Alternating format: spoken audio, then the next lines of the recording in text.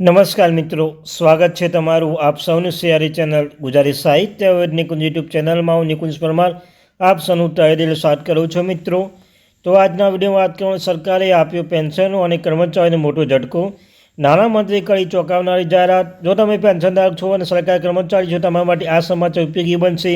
આ સમાચાર જાણી લો મિત્રો. તમારા સમાચાર જે સરકારી કર્મચારી બાબતે, પેન્શનધારક બાબતે સરકાર ચોંકાવનારી તો જાહેરાત કરવામાં આવી છે. તો કઈ જાહેરાત કરવામાં આવી છે તેના વિશે વિગતવાર ચર્ચા કરીશું. ચર્ચા કરતા ભાઈ વોટ્સઅપ ચેનલ ટેલિગ્રામ બંને બનાવે છે, લિંક પર ડિસ્ક્રિપ્શનમાં મૂકું છું.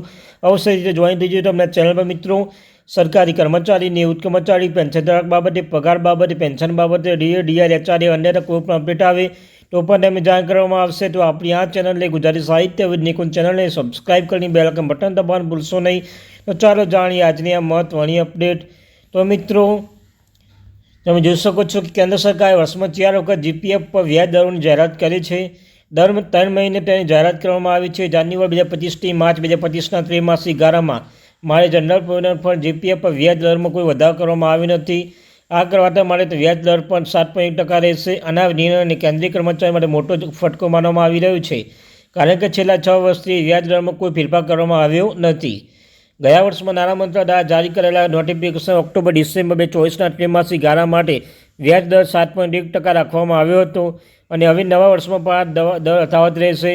કર્મચારીને આશા હતી કે સરકાર નવા વર્ષમાં વ્યાજ દર વધારશે, પરંતુ એવું થયું છે કે કોરોના સમયગાળા દરમિયાન પણ વ્યાજ દરમાં વધારો થયો નથી. તો મિત્રો, કોરોના મહામારી દરમિયાન પણ જીપીએફ પર વ્યાજ દર 7.1% પર રહ્યો હતો.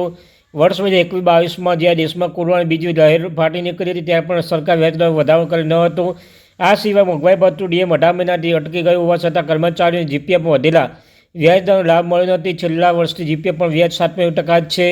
અને મિત્રો, આ દરો કયા ભંડોળમાં લાગુ પડે છે? તો સૌપ્રથમ મિત્રો, આ વ્યાજ દરો નીચેના ભંડોળમાં લાગુ પડશે: જનરલ પ્રોવિડન્ટ ફંડ, કેન્દ્રીય સેવામાં યોગદાન ભવિષ્ય નિધિ, ભારત અખિલ ભારતીય સેવા ભવિષ્ય નિધિ, રાજ્ય રેલવે ભવિષ્ય નિધિ, ભારતીય સશસ્ત્ર વિભાગ ભવિષ્ય નિધિ, ભારતીય નેવલ ડોક વર્કર્સ પ્રોવિડન્ટ ફંડ, સંરક્ષણ સેવામાં અધિકારી provident fund, arm forces personal અને પ્રોવિડન્ટ ફંડ માટે જીપીએફ થાપણ પર બેંક થાપણ કરતાં વધુ વ્યાજ મળે છે, જેના કારણે કર્મચારી બચત માટે કોઈ પસંદ કરશે. જીપીએફમાંથી પૈસા ઉપાડવાનો નિર્ણય: જીપીએફમાં યોગદાન આપવા કર્મચારીની જરૂરિયાત મુજબ 90% જેટલી રકમ ઉપાડી શકશે. જો કે આ તમારે અમુક નિયમોને સરળ લાગુ પડશે. જીપીએફમાંથી પૈસા ઉપાડવાનું મુખ્ય કારણ નીચે મુજબ છે. મિત્રો, બાળકનું શિક્ષણ, લગ્ન, ઘર ખરીદવું અથવા બાંધવું, પૈતૃક મકાનનું સમારકામ કરવું, હોમ લોન ચૂકવવા માટે વાર્ષિક યોગદાન મર્યાદા. 3 વર્ષ પહેલાં કેન્દ્ર સરકાર જીપીએફમાં વાર્ષિક યોગદાન મર્યાદા 5 લાખ રૂપિયા નક્કી કરી હતી. આ મુજબ નાણાકીય વર્ષમાં જીપીએફ ખાતામાં જમા થયેલી કુલ રકમ 5 લાખ રૂપિયા વધુ ન હોઈ શકે.